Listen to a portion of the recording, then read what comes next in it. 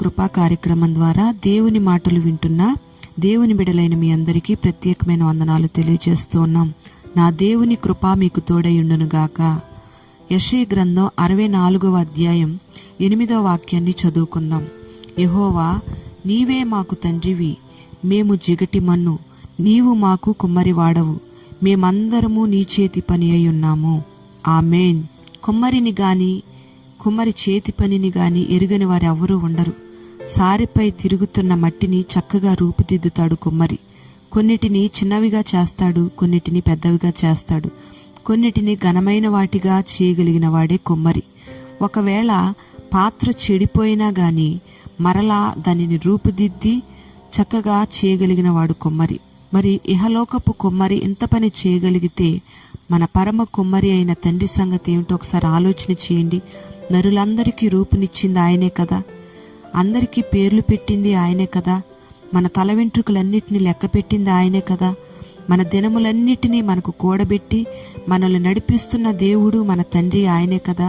మరి ఈ మాటలు వింటున్న నీవు ఆయన చేతి పని అన్న సంగతి మర్చిపోకూడదు.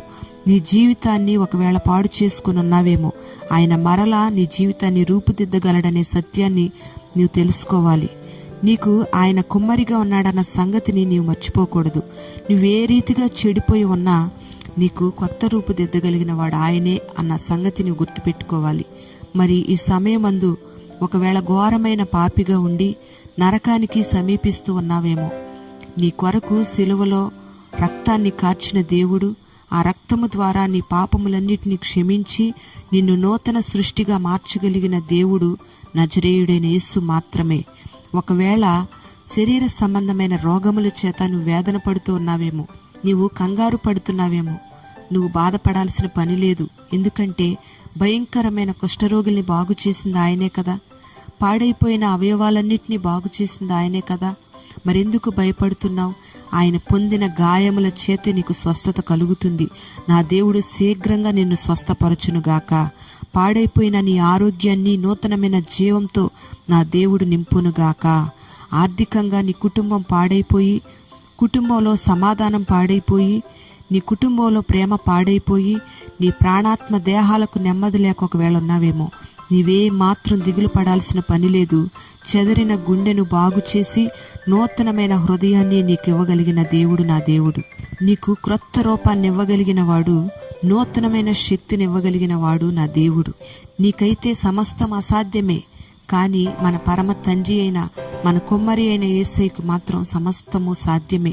మరి చెడిపోయిన ఆ మట్టి ముద్దను కుమ్మరి మరలా పిసికి నూతనమైన పాత్రగా ఎలా మారుస్తున్నాడో, అలాగే పరమ కుమ్మరి మన తండ్రి అయిన దేవుడు పాడైపోయిన నీకు నూతనమైన రూపాన్ని, క్రొత్త జీవితాన్ని నీకు అనుగ్రహిస్తున్నప్పుడు నీవు పిసకబడతావు, తొక్కబడతావు, నలపబడతావు.